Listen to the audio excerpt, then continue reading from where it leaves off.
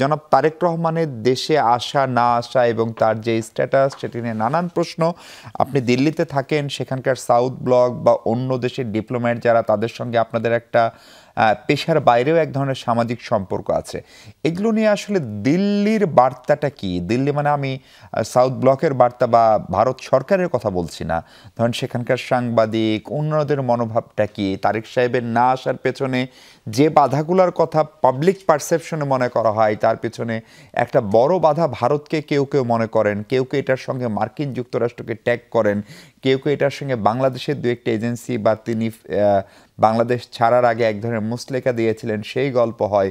ফলে ওইখানকার প্রচলিত ধারণাটা একজন সাংবাদিক হিসেবেও যদি আপনি একটু শেয়ার করেন ফয়সাল। ধন্যবাদ নাসিম ভাই। তারেক রহমান সাহেব উনি তো রিসেন্টলি ওনার ফেসবুকে উনি একটা স্ট্যাটাস দিয়েছেন, তারপর থেকে আসলে যেটা বললেন দিল্লি থেকে, কারণ দিল্লি তো আসলে বাংলাদেশের নেইবার হিসেবে ইন্ডিয়া, এবং দিল্লিতে বাংলাদেশের এখন বাংলাদেশকে তারা সবসময় অবজার্ভ করে। বাংলাদেশের যেহেতু তিন দিক থেকে ঘেরা, বাংলাদেশ বিষয় স্পেশালি 5ই আগস্টের পরে তাদের তো আলাদা রকমের একটা সবসময় আগ্রহ আছেই, কারণ বাংলাদেশে তারা তো আসলে যেটা হচ্ছে যে শেখ হাসিনার উপরে তারা অনেক রিলাই করেছিল 16 বছর 15 বছর। তাদের আসলে একটা তাদের এই শেখ হাসিনা গভর্নমেন্টকে দেখি তারা অভ্যস্ত ছিল। তো এখন ইন্টারিম গভর্নমেন্টের সাথে তাদের যে রিলেশনশিপ, সেটা আমি আগে আপনার সাথে বোধহয় বলেছিলাম, এটা হচ্ছে একটা ওয়ার্কিং রিলেশনশিপ। এটা ওয়ার্ম রিলেশনশিপের পর্যায়ে এখনো যায়নি, কারণ তারা নির্বাচিত গভর্নমেন্টের সাথেই সেই রিলেশনশিপটা করতে আগ্রহী।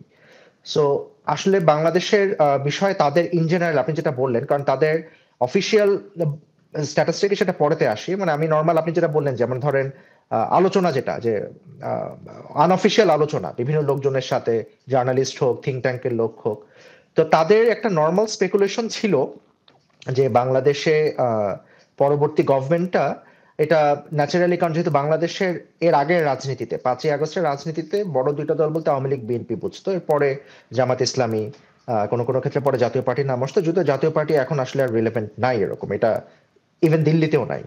তো তারা এখন সভাপতি বিএনপিকে চিন্তা করতে যে বিএনপি নেক্সট গভর্নমেন্ট ফর্ম করবে, কারণ সেটা হচ্ছে ওই বড় পার্টির আরেকটা। তো এখন পরবর্তীতে 5ই আগস্টের পরবর্তীতে তাদের বাংলাদেশের যে গ্রাউন্ড সিচুয়েশন সেটা তারা অবজার্ভ করে, তারা তাদের প্রতিমূর্তি তারা জিনিসটাকে রিঅ্যাসেস করে। বাট এখনো আমার ধারণা তাদের কথাবার্তা শুনে আমি যেটা বুঝি, মানে আমার আনঅফিসিয়াল যেহেতু বললেন, আনঅফিসিয়াল কথাবার্তা যেটা বুঝি, তারা এখনো মনে করে বাংলাদেশে প্রবাবলি নেক্সট ইলেকশন ফর্ম হলে বিএনপির সম্ভাবনা বেশি। জামাত ইসলামী তারা অনেক বিভিন্ন জরিপে দেখা গেছে আগিয়েছে, কিন্তু তাদের বিএনপির সম্ভাবনা বেশি। সো বিএনপি গভর্নমেন্ট ফর্ম করলে তারেক রহমান সাহেবই প্রাইম মিনিস্টার হবে, সেটাই মোটামুটি এক ধরনের ধারণা, সবাই তাই বিশ্বাস করে।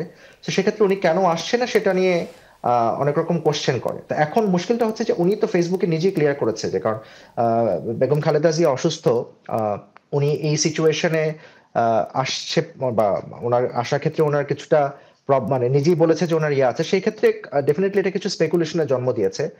বাট এটা আসলে ব্যাপারটা কি যে এই স্পেকুলেশনটা ওদের অফিসিয়াল কোন স্ট্যান্স, এটা আসলে সবকিছু হচ্ছে কি যেটা মানে রাজনীতির সামনে ইলেকশন হবে, এই ইলেকশনের আগে বিভিন্ন রকম জল্পনা কল্পনা, পলিটিক্যাল আলাপ, বিভিন্ন রকম পলিটিক্যাল স্পেকুলেশন, এক ধরনের চিন্তা। তো এইটা এই চিন্তার মধ্যে সীমাবদ্ধ। এটা কিন্তু ইন্ডিয়ান গভর্নমেন্ট বা তারা কিন্তু তারা আসলে ওই অফিসিয়াল ওয়েতে তারা এই ধরনের কোনো স্ট্যান্স প্রকাশ করে না, বরং তারা যেটা হচ্ছে তারা খুবই অফিসিয়াল লাইন মেনটেন করে। আপনি দেখেছেন বোধহয় কিছুক্ষণ আগে Indian prime minister Narendra Modi একটা টুইট করেছিল, একটা স্টেটমেন্ট দিয়েছে বেগম খালেদা জিয়ার অসুস্থতার ব্যাপারে। তারা হচ্ছে খুবই এই জায়গায় স্ট্রিমলাইন্ড, তারা হচ্ছে একটা স্ট্যান্স মেনটেন করে।